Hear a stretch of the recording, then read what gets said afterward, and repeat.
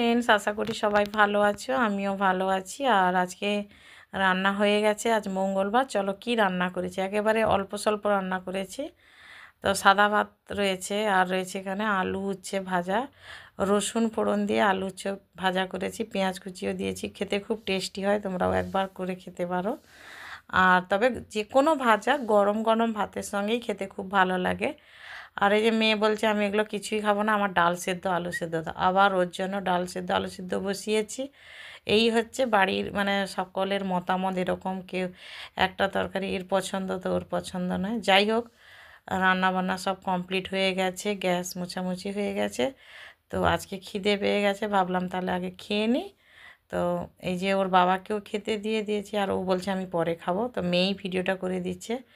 বসে গেছি খাওয়ার নিয়ে। যদি তোমাদের ভিডিওটা ভালো লাগে অবশ্যই একটা লাইক কমেন্ট শেয়ার করো। আর যারা এখনও চ্যানেলটা সাবস্ক্রাইব করোনি প্লিজ